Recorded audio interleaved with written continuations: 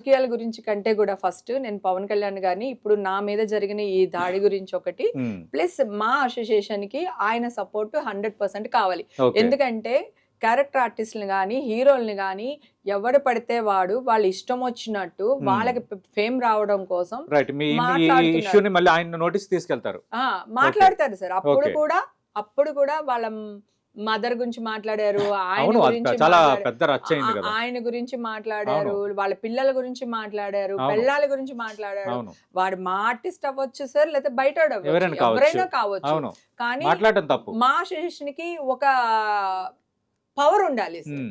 ఎవరైనా మా గురించి, మాలో ఒక మెంబర్ గురించి అవతల వాళ్ళు ఎవరైనా మాట్లాడితే అది ఛానల్ వాళ్ళు అవ్వనివ్వండి, బయట వ్యక్తులు ఉంటుంది అనేది కావాలి సార్. ఆయన ఒక్కరే చేయగలుగుతాడు, ఎందుకంటే ఆయన సఫర్ అయ్యారు సార్. ఆయనకు అప్పుడు మాలోంచి పెద్ద సపోర్ట్ ఏం రాలేదు. పాపం ఆయనే దిగొచ్చి ఆయనే కూర్చుని మా ఆఫీస్ లో ఆయన చేశారు. నా పెయిన్ ఏంటో ఆయనకి తెలుసు సార్.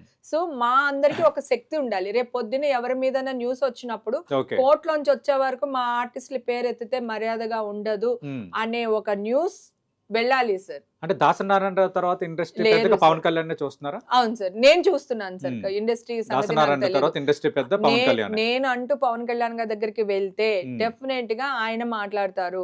నేను మా అసోసియేషన్ బాగోగుల గురించి ఆయన దగ్గర డిస్కషన్ చేయాలి సార్. మాకు ఒక సపోర్ట్ కావాలి, ఫైనాన్షియల్ గా సపోర్ట్ కావాలి. మాకు ఏదన్నా అన్యాయం జరిగితే ఒక గొంతెత్తి మాట్లాడే ఒక టీం కావాలి. ఆ శక్తిని మాకి రావాలి అంటే పవన్ కళ్యాణ్ గారే హెల్ప్ చేయాలి సార్. నాకు ఇప్పుడు ఉన్న వ్యక్తి, ఏకైక వ్యక్తి పవన్ కళ్యాణ్ గారు. అది అంటే